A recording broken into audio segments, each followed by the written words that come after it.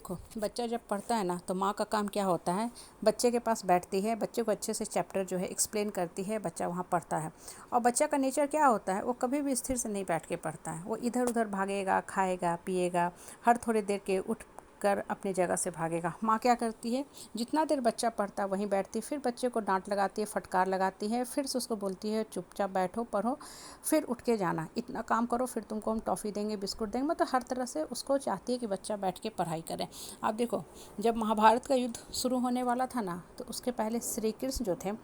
वो भी क्या किए, अर्जुन युद्ध से हर जगह भाग रहे थे, हर जगह भाग रहे थे, तरह तरह का दलील दे रहे थे, लॉजिक दे रहे थे, रीजनिंग दे रहे थे कि हे प्रभु, हे कृष्ण, मैं युद्ध नहीं करूँगा, मैं कैसे करूँ, मैं अपनों को कैसे खून करूँ, कैसे इनको मारूँ, ये सब मेरे अपने हैं, मेरे अपने खून हैं, मैं जिनके गोद में खेला, जिनसे गले लगाया, जिनके साथ बचपन में उछला कूदा, उनको कैसे मार सकता हूँ। तो देखो श्री कृष्ण ने क्या किया, पहले बहुत अच्छा से समझाया,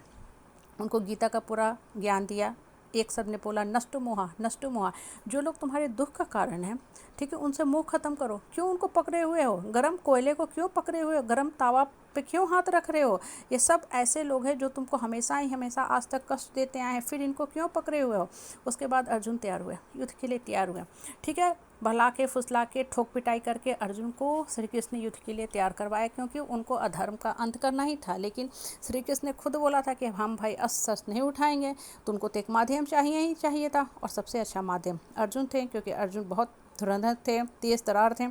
उसके बाद देखो, जब युद्ध शुरू हुआ तो हर जगह अर्जुन फिर मुँह में पड़ जा रहे थे। कभी द्रोणाचार्य को नहीं मारना चाहते थे, कर्ण को नहीं मारना चाहते थे, भीष्म पितामह को नहीं मारना चाहते थे, क्योंकि उनका अंधा प्यार सामने आ जाता था। तो कृष्ण क्या किए, हर जगह उनको सिर्फ और सिर्फ उत्प्रेरक के रूप में, कैटलिस्ट के रूप में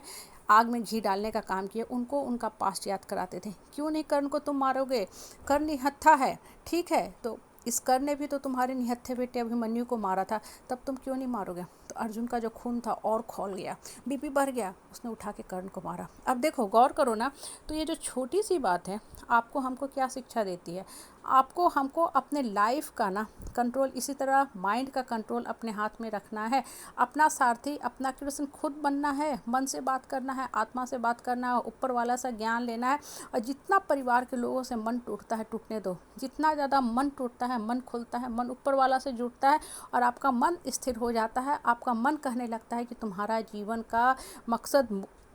मोटो, गोल, स्ट्रैटेजी क्या है, एक क्या है, मतलब आपको जीवन को किधर लेके जाना है। जितना ज़्यादा आप बेकार के बहियात के लोगों को पकड़े रहते हो ना, हाथ थामे रहते हो, ये सोचते हो कि ये मेरी मदद करेंगे, एक्चुअल में कहीं लिख लो या बार बार अपने आप को बोलना, आपको मदद कोई नहीं करने वाला है। लोग सिर्फ और सिर्फ स्वार्थ के लिए आदमी का इस्तेमाल करते हैं। जब तक आप उनके काम में आ रहे हो, आपका पीठ थपथपाते हैं, लेकिन आपने बोल दिया इनफ इज इनफ,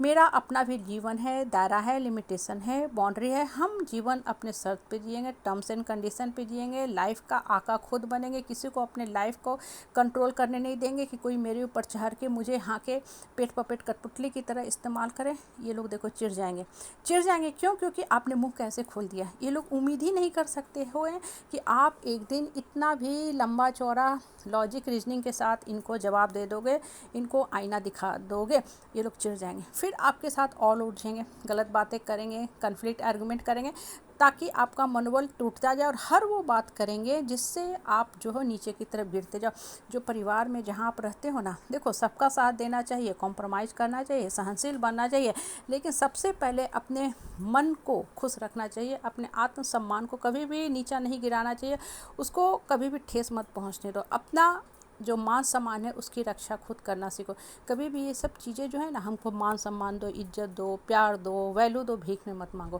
क्योंकि दूसरा देता तो नहीं है, लेकिन आपको हमेशा ही हमेशा गलत ढंग से ट्रीट करेगा, इस्तेमाल करेगा, सरे हुए केले, सरे हुए पायदान की तरह हमेशा ही कुचलता रहेगा, जलील करता रहेगा, क्योंकि उसको पता है कि आपकी कमजोरी क्या है। और जैसे ही अगर आप उठ जाते हो, तब भी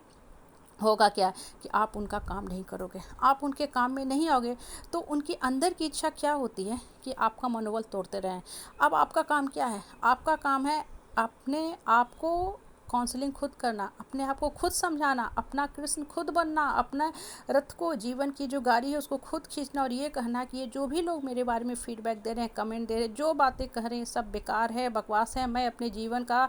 रथ का सारथी खुद हूँ, मैं अपने जीवन को मीनिंगफुल बनाऊंगा, जीवन को आगे लेके जाऊंगा, जीवन को ब्यूटीफुल ढंग से चलाऊंगा।